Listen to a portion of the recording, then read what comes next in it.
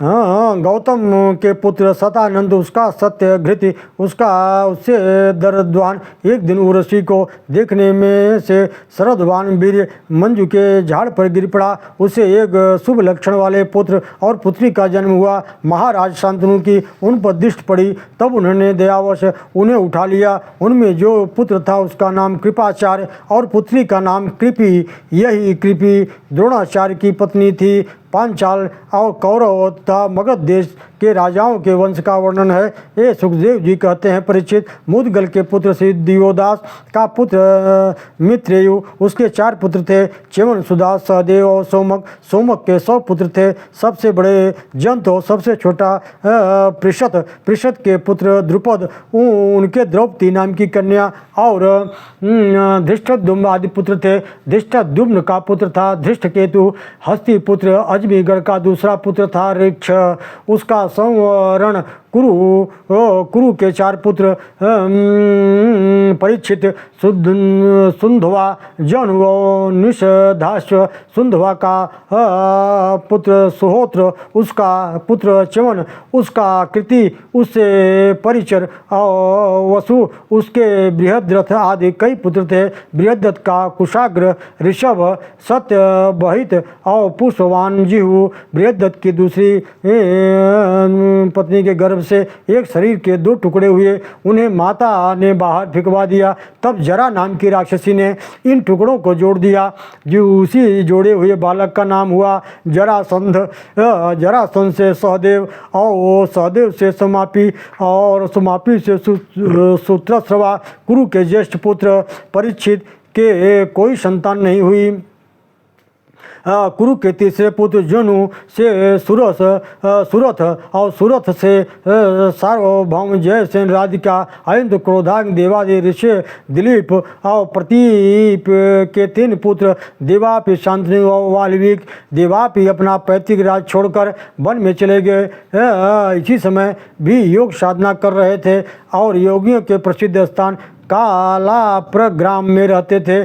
जब कलयुग में चंद्रवंश का नाश हो जाएगा, तब सतयुग के प्रारंभ में वे फिर उसकी स्थापना करेंगे। देवाब के वन चले जाने के कारण शांतनु राजा हुए। जन्म से इनका नाम महामिष था। इस जन्म में वे अपने हाथ से जिसे छूते थे वह बूढ़े से जवान हो जाता था। शांतनु के छोटे भाई बाल्हिक का पुत्र सोमदत्त था। इसके 3 पुत्र भूरि, श्रवा और शल। महाराजा शांतनु का वंश है। इससे शांतनु ने के गंगा जी के गर्भ से नैष्टिक महाराज शांतनु का वंश का वर्णन है। शांतनु के गंगा जी के गर्भ से नैष्टिक ब्रह्मचारी देवव्रत भीष्म का जन्म हुआ। वे संसार के वीरों में अग्रगण्य थे। शांतनु के दासराज की कन्या सत्यवती मछली के गर्भ से उत्पन्न थी, किंतु केवटों के द्वारा पालित होने के कारण केवटी की कन्या कहलाई। के गर्भ से 2 पुत्र चित्रांगद और विचित्र वीर पैदा हुए। चित्रांगद को इसी नाम के गंधर्व ने मार डाला था। इसी सत्यवती के गर्भ से मेरे पिता भगवान के अंशावतार स्वयं भगवान श्री कृष्ण देवप्रायण व्यास जी पैदा हुए, जो पाराशर के द्वारा उत्पन्न थे। शांतनु के दूसरे पुत्र विचित्र वीर ने काशी राज की कन्या अंबिका और अंबालिका से विवाह किया। इनको अंबालिका और अंबालिका से विवाह किया। इनको भीष्म जी स्वयंवर से बलपूर्वक ले आए थे। विचित्र वीर की राजक्षमा रोग के कारण मृत्यु हो गई। माता सत्यवती के कहने से भगवान व्यास जी ने अपने संतानहीन भाई की स्त्रियों से धृतराष्ट्र और पांडु 2 पुत्र उत्पन्न किए तथा दासी से विदुर जी का जन्म हुआ। धृतराष्ट्र की पत्नी गांधारी, उसके 100 पुत्र हुए। उसमें सबसे बड़े का नाम दुर्योधन और कन्या का नाम दुशाला था। पांडु की पत्नियों का नाम था कुंती और माद्री। शापवश पांडु स्त्री सहवास नहीं कर सकते थे, इसलिए पति की आज्ञा से कुंती के आह्वान से उसके गर्भ से धर्म, वायु और इंद्र के द्वारा क्रमशः युधिष्ठिर, भीमसेन और अर्जुन नाम के 3 पुत्र हुए और माद्री के गर्भ से अश्विनी कुमारों के द्वारा नकुल और सहदेव नाम के 2 पुत्र जन्म लिए। इन 5 पांडवों के द्वारा द्रौपदी की गर्भ से युधिष्ठिर, युधिष्ठिर से प्रतिबिंबन और भीमसेन से श्रुतिसेन और अर्जुन से श्रुतिकीर्ति, नकुल से शतानीक और सहदेव से श्रुतिकर्मा। इसके अलावा युधिष्ठिर के पैरवी से देवक हुआ, भीमसेन के हिडिंबा से घटोत्कच और काली से सर्वगत नामक पुत्र हुए। अर्जुन ने नाग कन्या लूपी से इरावान, मणिपुर नरेश की कन्या से बभ्रुवाहन, यह बभ्रुवाहन नाना का ही पौत्र माना गया। सुभद्रा से अभिमन्यु का जन्म हुआ, नकुल के करेणुमती से नरमित्र हुआ, सहदेव के पर्वत कुमारी विजया से सुहोत्र का जन्म हुआ। अभिमन्यु के उत्तरा के गर्भ से तुम्हारा परीक्षित जन्म हुआ है। परीक्षित, उस समय कुरुवंश का नाश हो चुका था। अश्वत्थामा के ब्रह्मास्त्र से तुम भी चल दिए थे, परंतु भगवान श्री कृष्ण ने अपने प्रभाव से तुम्हें बचा लिया। परीक्षित, तुम्हारे पुत्र तो तुम्हारे सामने ही बैठे हैं। इनके नाम जन्मेजय, श्रुतसेन, भीमसेन और उग्रसेन। ये सब पराक्रमी हैं। जब तक्षक के काटने से तुम्हारी मृत्यु हो जाएगी, तब जन्मेजय क्रोधित होगा और सर्प यज्ञ करके सभी सर्पों को यज्ञ में हवन करेगा, और यह कावशेयतुर को पुरोहित बनाकर यशमेध यज्ञ करेगा तथा सब ओर से पृथ्वी पर विजय प्राप्त करके यज्ञों के द्वारा भगवान की आराधना करेगा। जन्मेजय का पुत्र होगा शतानीक। यह याज्ञवल्क्य जी से तीनों वेद और कर्मकांड की विद्या प्राप्त करके, कृपाचार्य जी से शस्त्र विद्या और सौनकादि से आत्मज्ञान प्राप्त करके परमात्मा को प्राप्त होगा। शतानीक का पुत्र होगा सहस्रानीक, उसका अश्वमेधज, उसका असीम कृपा और उसका पुत्र निमिष। वर्णयामि महापुण्यम सर्व पाप हरम निडम यदोर्वर्ष नरः श्रुत्वा सर्व पापम प्रमुच्यते। यत्रावतीर्ण भगवान परमात्मा नराकृता यदो सहस्राजित कोष्ठा नलोरिपूरित सुता।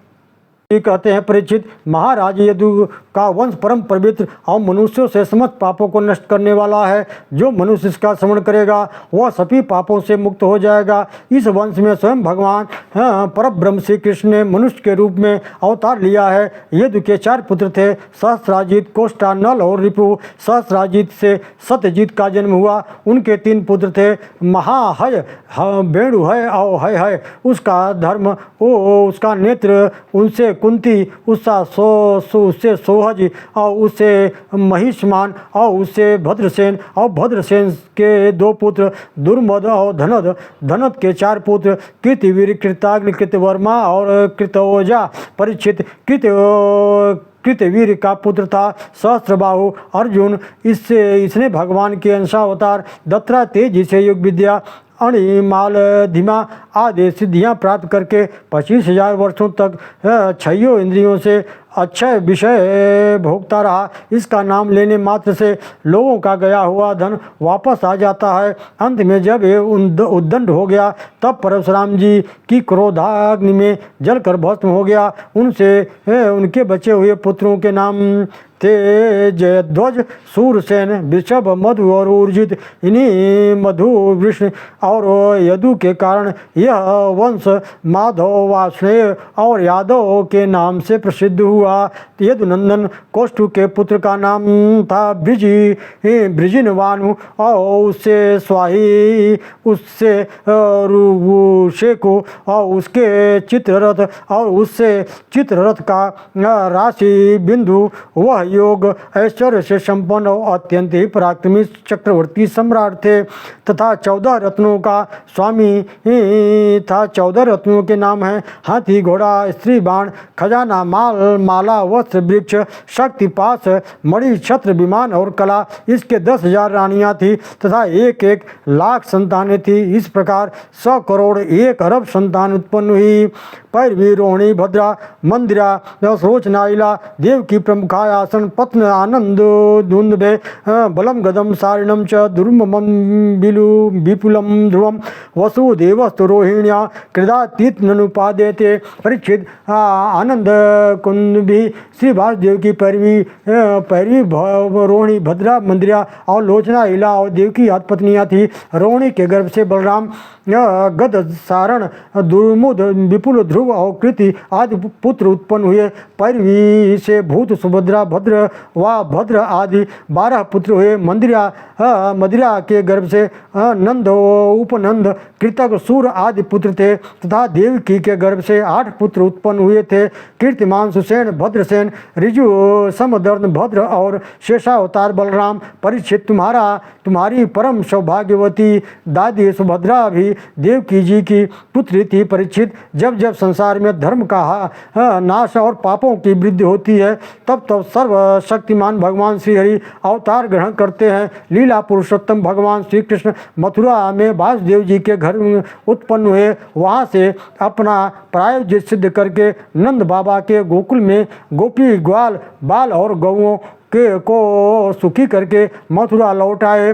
परीक्षित, जब से मैं मथुरा में और द्वारिका में रहकर अपने परम धाम को श्री कृष्ण चले गए। बोलो वृंदावन बिहारी लाल की जय। सज्जनों, इस तरह से 9वें स्कंद की कथा यहीं समाप्त होती है। कल 10वें स्कंद की कथा पुनः प्रारंभ हुई। बोलो वृंदावन बिहारी लाल की जय।